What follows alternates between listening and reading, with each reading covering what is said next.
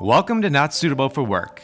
I'm your host, Peter C. Diamond. You think your office is nuts? Wait until you hear some of these stories. It's a story I tell people as a cautionary tale of what not to do in a pressure-filled situation. And there's nothing like making a joke and looking at a room full of people who, are just stone-faced, and they know that you blew it. What about our professional dynamic has given you a license to act in this way? Here's your colleague that you've worked with for all these years, and do you know anything about him? Anything about him at all? With each podcast, I interview folks who have a humorous work story to share. Along the way, I'll offer advice to help you make sense of your own office nonsense. Don't worry, no careers were harmed in making Not Suitable for Work. Names and places may have been changed to protect the not so innocent. Without further ado, let's get this show on the road.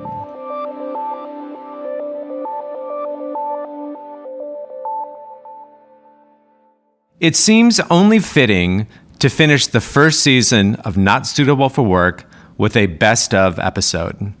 I combed through the nearly 40 episodes to find these little gems. Listening to each episode again had me cracking up. At 15, my first official taste of the working world was at Dino's Pizza, a Little Caesars wannabe. It was a small operation, so I learned to take orders, make pizzas, and mop the floor. These teenage jobs have a lasting impression. They teach us about teamwork, responsibility, and there's always a little bit of hijinks. In Coming of Age at the Dairy Queen, my guest, Melanie LaForce, shares how she and her coworkers band together and get into a little bit of mischief. We would get into trouble sometimes, and one of my favorite memories was a day when Rob was away. He always went away under the guise of buying bananas, because that was the only fresh ingredient that Dairy Queen had. Like everything in Dairy Queen was artificial and frozen and processed except for bananas. Bananas were the only fresh ingredient. So he would go, it would take him like an hour to go buy bananas from the store 3 minutes away. I don't know why. So who knows what he was really doing during those banana runs. It sounds like a euphemism to me. But, so the one time he was on a banana run, we were busy, and a girl came through the drive-thru, and one of my coworkers, Kathy, who was a year older than me, I had actually known her since third grade. And I don't remember if she had gone outside to take a break or had just seen this girl's car in the drive-thru, but she knew her from school. I didn't know her, but she had hooked up with her ex. And so this girl, exactly, this girl had the gall to come through her Dairy Queen and order ice cream. And we were livid. Like, who does this girl think she is? And all she had done was she was a teenager and she hooked up with a boy after this boy had broken up with a girlfriend. Like, it was not really that dramatic, but so we're thinking, it's a rush. And so we have this race against time. Like, what are we going to do before she gets to the front of the line? And it was like 5 seconds or something, or a third, maybe half a minute or a minute or something. There was actually quite a long wait. You'd be surprised. I was amazed actually at how long people would wait for ice cream, because we made everything from scratch. So, it would mean you made the artificial stuff from scratch? Yes. Okay. But we would put 3 little piles of ice cream into a boat and then put cut bananas, put bananas in it, ladle strawberry on it, ladle cherry on it, ladle chocolate on it. So it took a few minutes to make each thing, kind of like Starbucks. Yeah. So if it was very busy, people would wait 20 minutes if there was a line and then they had to wait for their ice cream. People would wait a long time. The drive-through, people would wait a half an hour in that line sometimes on a Sunday night. So she had ordered, so she was probably 5 minutes away from, at most, 3 minutes from getting her food. And so we're trying to think about we can't give her the wrong thing. She'll know. I'm sure she ordered a blizzard of Reese's cups. I know it was a blizzard, but I'm sure 90% of the blizzards were Reese's cups. So we're like, okay. So, we make her Reese's cup blizzard, or whatever flavor it was. And one by one, we each took, there's 4 of us working, 4 to 5, and we each took the blizzard to the back and spit in it. And so we had all spit in it. Real classy. We're gonna show her. And I was so nervous about it too. I was like, oh my God, this is the worst thing I've ever done in my life. So a few of us were more really nervous about it, but we took it back and then added a little more ice cream and then put it in in the Blizzard machine again, mixed it up. So everybody that night probably got some of our saliva in their Blizzard, actually. Oh, because it's in the machine. Because it was in the machine. And then just handed it out very sweetly. And, afterwards we were just like, yes! We were like, we felt like triumphant. A female. Yeah. Like a prison gang or something. Like we were whooping and dancing around and we were like, screw her, we're so awesome. And so that was like, that was one day, but that was very typical of, I think, what happened at that job, because it was a bunch of teenage girls hanging out, and it was super fun. And it was just like the best coming of age community that I could have possibly had. And I'm still friends with a lot of those girls today. What would you say? Are there any things that lessons learned that you still kind of hold on to? I don't know if camaraderie, is something that you cherish now in your work and the things that you do, but. Yeah, I mean, I would say just, I was very proud to work. I was very proud to have that job. And, I would wear that cone dip all over my shirt like a badge of honor. I would, go to the coffee shop afterwards because I didn't really get invited to parties. And I would just be like, yeah, I've got cherry sauce all down my stomach. I'm cool. So I think I was just very proud. I liked working. I liked having a job. There were kids in my school who didn't, and I sort of felt like I was in a way like tougher because I had to balance this, and I had to, I had to make some money that way. I wasn't just being given it by my parents. And I still take pride in that. And, I still, I'm proud to have a good job. And the main thing, I think, was the teamwork, though. Okay. It was a very surprisingly team-oriented environment, and we were great. We had this almost elegant dance when it was very crowded, and there's 5 of us in this tiny space trying to navigate each other and make all these products and take care of people. And it was a really beautiful thing, and we managed to do it and have fun doing it. And we would support each other. We would help each other out if somebody slipped behind or somebody struggled with something. Like I was terrible at writing on cakes. So I always got help with that. I would write them in big block kindergarten letters. I was terrible at it, but. So people would be like, I have this cake, but could Melanie please not do the handwriting on it? Somebody else, please. Could someone else? You can write in cursive. So I think just the support in order to get through the night, knowing that somebody would help me out if I got stuck, or if somebody, if a customer started berating me, like I had my team of girls there to back me up. And, people did yell at you. They didn't like waiting for their ice cream. I was like, you're getting ice cream. How can you be in a bad mood? When interviewing candidates, an HR professional assumes that a manager is asking the standard, generally accepted questions. And you can't ask that, my guest learns very quickly while working for a Southeast Asian high-tech company that cultural differences run deep and no question is off limits. Right off the bat, what I learned from his culture was he wanted to know something personal about the person so that he can build a relationship and see if they frankly could be cordial, because in their country and frankly this company back in Asia, if you started the job, you retired from the job. So it was almost like a company for life. So he was looking at it from a different perspective than we often in the U.S. And so that is why in his explanation, he probed personal things. And so the third interview and the first one I sat in on, a young man comes in, he sits down, starts going through his resume, and he said, you graduated from so-and-so college. He goes, I don't see a ring on your finger. Are you gay? And so I had to stop that right away. I said, you don't have to answer that. And I turned to the executive and I said, I think you should start out on talking on why you want to know people. Regardless of the question, don't talk to the question. But I said, please convey why is important for you to know personal things about them. And what was... So can I ask you, why, was the college, was there a link to the college and being gay, or was that just a... No. Okay, No. all right. No, So there no. was just kind of this. You went to college. You're not married. Let me ask you this question. Right. All right. Yeah. And again, I just need to underscore this. And the guy's initial reaction, like in that setting, is he how did he respond? I mean, I'm talking about like kind of having to think on your feet.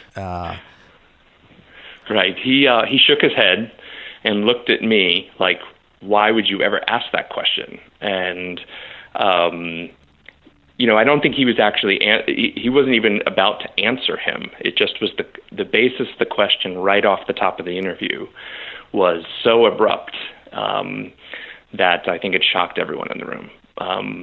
But we quickly transitioned over.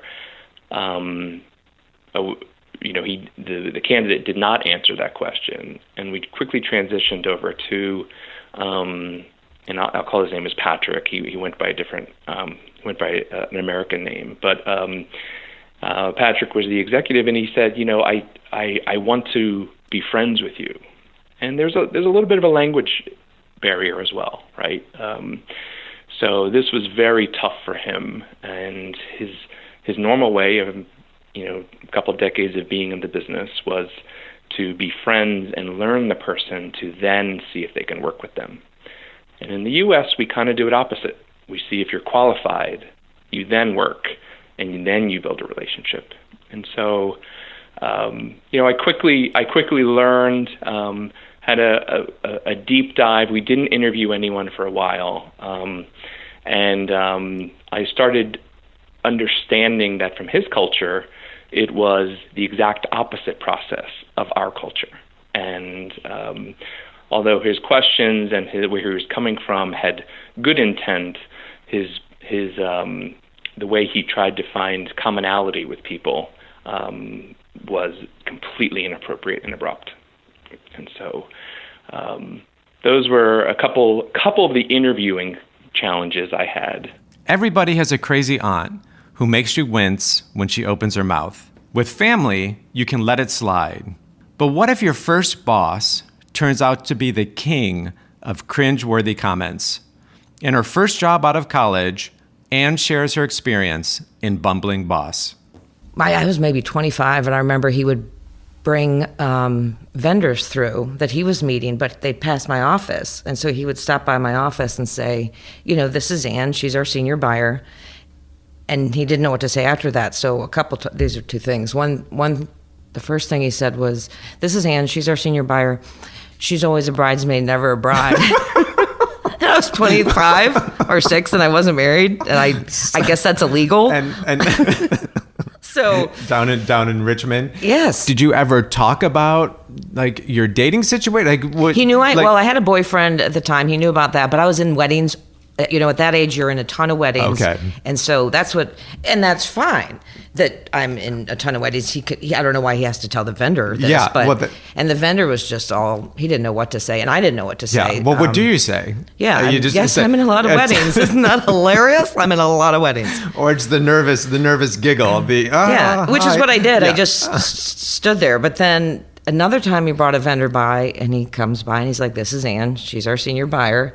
She went to an all-girls school, so she's making up for lost time."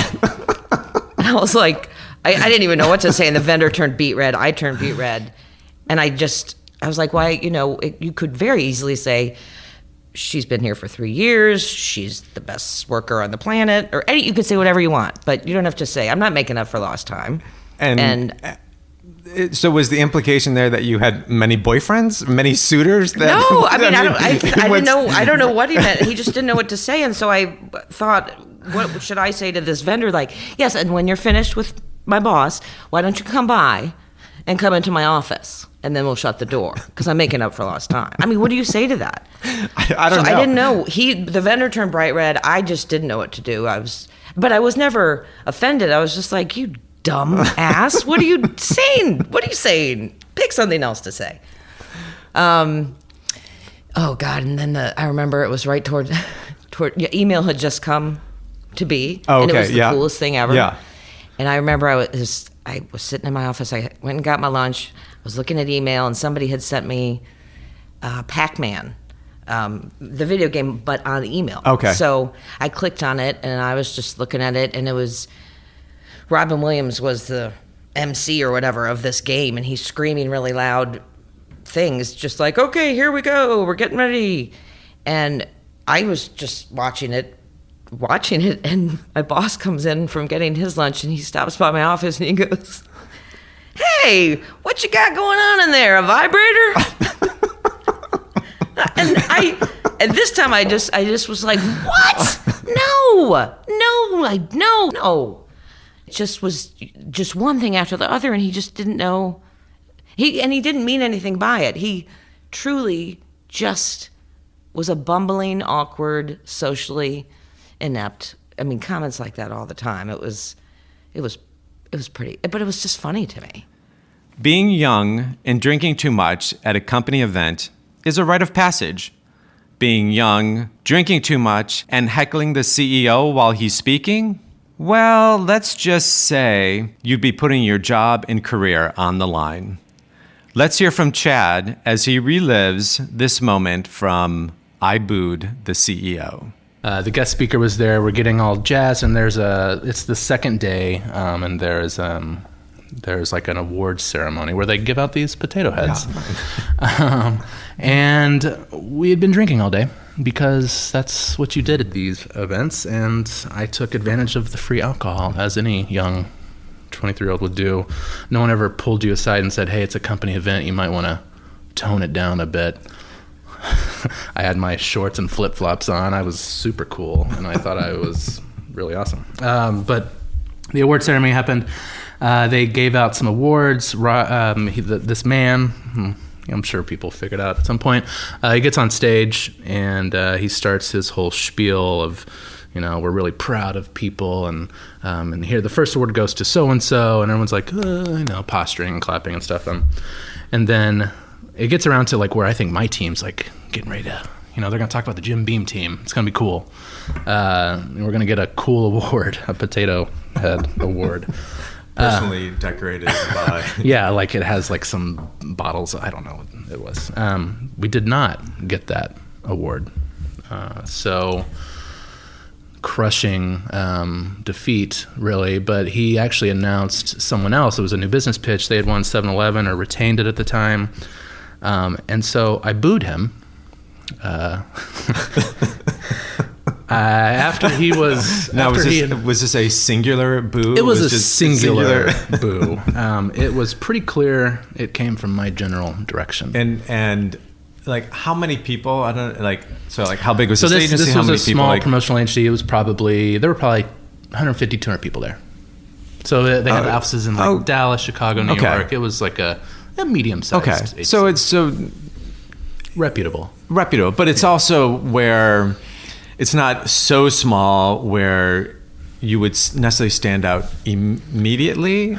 No, I had quickly, being established, made a name for myself. So I think some people knew, almost everybody knew everybody. Mm-hmm. It felt small enough, but new people came in and out as agencies do. So yeah, it was an event of sorts. There was like a tent in the Texas sky, and like he's on a platform, and I was like, boo. And as soon as I did it, I was like, what did you just do? And he like stopped the whole thing, and he looked at me. He's like, I'm sorry. And people are like awkwardly laughing. And then I was like trying to think of how to recover. I was like, oh, I didn't boo. I woohoo. Like super not anywhere near the sound of a boo. Of a loud, low boo. Turned into like a girly woohoo at the end. So yeah, I booed the CEO of the company. But it didn't stop there because the bar was still open. And so... But, well, okay. So then after you tried to recover with the woohoo. Right. He said something like some smart ass remark of like he normally had quips, and he would be like, what'd you say there, cowboy, or something? I was like, nothing. And then he just went on. And then he went on, and then people were like, oh god, like, oh, hey, remember when you like booed the CEO up on stage? And So this was like day 2 of the 2-day thing. So it's over. Right. And so now people are just kind of tail between the legs. People are just checking in to check in. Right. Okay. Checking in to see if I'm still alive. And I thought that's what people did. You go to these work events and you have a good time, and you know, why not? Say what's on your mind. Right. He saw me right off the bat, and he was like, "I need you to come into my office." And I was like, "Here we go. This is it." And he was like, "Have a seat, young man." I was like, "Oh God." He's like, I want to tell you something." Yeah. And I was gonna say, like, and like, so. What's his office like? It's like a corner office. Is this like is it? There's like some cow skin on the wall. I'm thinking of like, you know, there's definitely there's like a game hunter or like game hunters, you know, stuff like antlers and you know, I don't know. I'm kind of going very. It was next to the smoking room. Oh, okay. There in the building there was a room where you could smoke, which you know 2003. Yeah, right. They were probably the tail existed. end of that. Yeah, and we had a cigarette client, I believe, so they probably paid for it. Okay. But he pulled me into his office, and I'm like shaking, just ready to get let go. I was like, my days here are over. And he's like, I need to tell you something. You booed me this weekend. He's like, if you ever pull that shit again. And he like looked me dead in the eyes. I'm like, huh? And then he just like starts cracking up laughing. And he's like, you've got some balls for doing that. And I'm like, oh, yeah, I know. Wasn't that funny? That was great, right? And he's like, it wasn't a great idea. He's like, but you need to go ahead and, you know, think about your consequences. And he said some kind of like old fatherly advice to me, but he totally like played it off. And I mean, I never did that again. But I just remember thinking, I was like, wow, I was dead. I was done for being so stupid and young and making poor decisions. And he knew, I think he saw, I don't know, you know, he probably thought he thought I was the established person I thought I was. But yeah, I ended up being there for like 8 more years. Really? Yeah. So he didn't fire me for booing him on stage at an award show. Everybody loves the trappings of being a manager. You get a promotion with a fancy title and more moolah. The excitement wears off quickly the first time you have to give feedback to your direct report. In It's Showtime, Danny learns firsthand that feedback given is not always feedback received. In the winter, you were always going through snowstorms. And so I had this person who worked for me, and she called me up, and she's like, I'm between this exit. I was in Chicago, and she goes, I'm between this exit and this exit, and I've run off the road. I'm in a snowbank. And I'm like, okay, give me the information. She goes, I'm in a small white car. She's a small white car in a snowbank. So she got help. So the next week, I'm like, okay, we absolutely need to take the train up. The weather's terrible. It was a 3 hour train ride. And the other like little subtext going on here was this person was really, really talented, but she wore these like bows on top of her head. And I don't mean like a hair bow. I mean like a Minnie Mouse bow. A big bow. Okay. Like Rosemary from the Dick Van Dyke Show. And my bosses are like, she doesn't have as much credibility with the client. I think like you need to have a little talk to her about more professional dress. And I was like, and so they're talking about like kind of like a kind of a teaching moment as a manager. That'll be it. And I was so uncomfortable having this conversation, and I think sort of maybe probably wasn't clear enough because we had the little chat, and then she showed up at the train station the next day with the bow perched right on top of her head. And I was like, I don't think I did a very, very good job with that chat. So we get on the train, and we're sitting in custom class, which is like nothing, but it was the first car, and you got like a free orange juice and a newspaper, and it was slightly better than the rest of the train, but not much better. And about 30 minutes before we get to the station at the client, the train hit something. Okay. the car becomes completely engulfed in flames, like white flames. The car's full of black smoke. The windows start cracking. People are screaming. Yeah. And like at the moment in my life where I would have thought, having grown up Catholic, that I would have been like either saying the Our Father or like final repent of, just like doing something. I like looked up and I looked at this person, and I just, at the moment I'm dying, I just thought, I cannot believe you wore that bow. I just talked to you about it yesterday. And it turned out that the train, this propane tanker on the ice had slid down this hill onto the track. And the train hit it.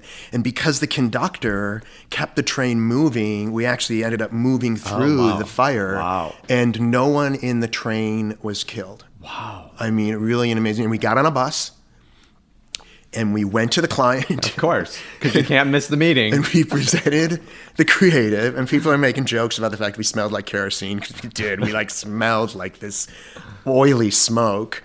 And that was like, that was the one, that was probably my closest near-death experience, all in the line of work, though. And we sold the copy, which was the most important part, wasn't it? And so you came back a hero. It's like you finished the job. I had a boss who would comb over my expense reports and then call me into his office to go through them line by line. Once, I got reprimanded for expensing a $2 newspaper I bought at the airport. Geesh. I, on the other hand, would do a quick once-over to see if anything egregious stood out before giving it my approval. And you expensed what? Something very odd caught the eye of my guest when reviewing an expense report. The way I've explained expense reports to my team is that they're like your underwear drawer in college. You think everything in there is secret, but your mom is looking. Mm-hmm. And so are your roommates. So are your roommates. Exactly. So I remind them of that as sort of a, hey, don't be silly about what you try to put in. You think it's hidden. Except for someone on your team that says, underwear? I don't wear underwear. Yeah. What are you talking about? Yeah. Underwear drawer. Exactly. So I've had some doozy expense reports. The one that stands out as being sort of the most epically hilarious is we had a training session that was happening in New York. And again, when people come to work for us, they know travel is part of the job. That's just like saying you're going to work for a call center and you don't want to talk on the phone. Sorry, doesn't really work. So, travel is there for most people as part of their expectation of their job. So there was an internal training session that was happening. And before the session, there was a woman on my team who talked a lot about wanting to go check out this new yoga class when she was in New York. Great. So we were talking about it. It was naked yoga. Okay.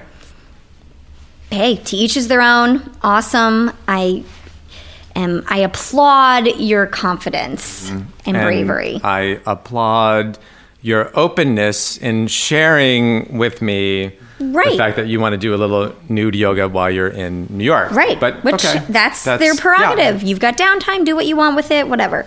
So, you must have you must be a very open boss that people feel that comfortable sharing this with you. I don't think people feel very comfortable sharing that with me, but you apparently kind of set the stage where people can share that. Yeah, we like to say bring your whole self to work. I love that. It's okay. Yeah, I always say I only want 3/4 of yourself. There's a 15% I don't want to know. So, but you guys bring your whole self. We bring our whole self, so we knew. I thought, okay, that's your jam, naked yoga, awesome. So, I don't think twice about it other than I wonder how it went. I mean, do you ask someone? Like, what did you see? Well, I don't know. I don't want to know. But now, Kelly, do you do yoga? Like, are you a yoga person? I'm not. Okay. I don't like sweating by that many strange people. Right. Okay. So naked yoga is totally off the table for me.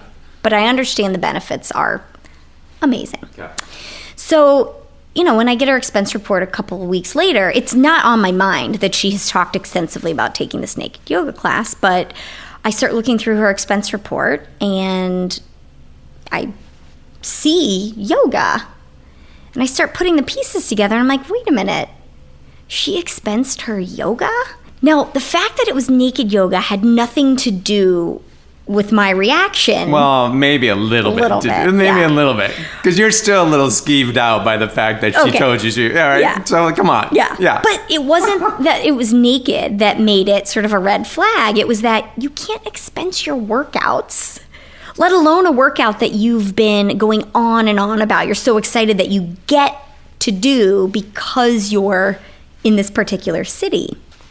So I have to deny the expense report. And now, did she have a receipt? Like this come from a nude yoga class? Like, yeah. Did this receipt say Nick's nude yoga, or like where was or was it just one of those, just kind of wrote in, $40. How much was it? Like, what was? Do you remember what the expense was? I don't remember. I mean, it's New York, so it's probably a premium. $30 or something, maybe.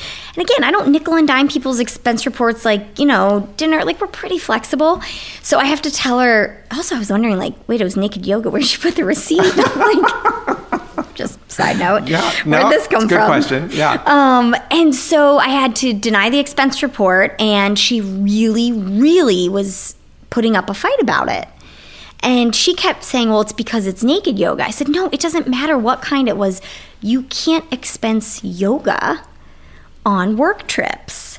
She's like, well, I think it's... And I'm like, there's no thinking that you can't expense your workouts. And her argument was that she had signed up for a month-long yoga pass or something, and this trip happened during the time she had the pass, and I had to explain, well, you know what we do for a living. I wouldn't sign up for any time-sensitive. That's your prerogative if you lose them because you travel. But it turned into this whole thing, and I was a little bit of the bad guy because I wouldn't approve naked yoga.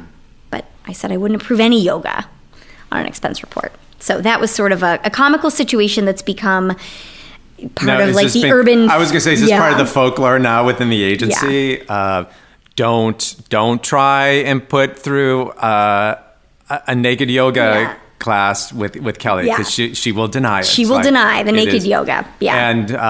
And is this person still around? She's not. She's not. Yeah. That's not why. But She's moved on to awesome, bigger, better things. Okay, so she didn't hold a grudge against you on this. I hope not. Stay tuned next week for part 2 of the Best of Not Suitable for Work, where we hear more stories like how crushing it at work can get you fired. And to this day, I can't tell you why. He points at me and he goes, I want you off this set. And I go, but, and he goes, off the lot. And everyone recedes away from the video village like the tide pulling out. And I'm just standing there on this soundstage with everybody staring at me and this man pointing at me and yelling, right? And then he sort of turns and starts yelling at everybody like, who are all these people? I want you gone. This is not, if you're not on set, you're not on, just having this temper tantrum. And I'm thinking maybe it was just a tantrum, but sure enough, like in a movie, 2 security guards stand at either one of my shoulders. Someone hands me my bag, right? And they start walking me across the set and out towards the doors, right? The only person I know in the room is the script supervisor, and she says, I have your jacket, don't worry. That's next week on the season finale of Not Suitable for Work. If you haven't, take a quick second to subscribe, rate, and review on Apple Podcast or wherever you get your podcast. If you want more Not Suitable for Work or have a work story to share, be sure to follow us on Facebook at Not Suitable for Work. You can find us on Apple Podcast or wherever you find your podcasts. If you have a question you want answered on a future episode, message me on Twitter at Peter C. Diamond. Not Suitable for Work is produced by Matt Cunningham at Truthful Enthusiasm. Get your story online with truthfulenthusiasm.com. Until next time.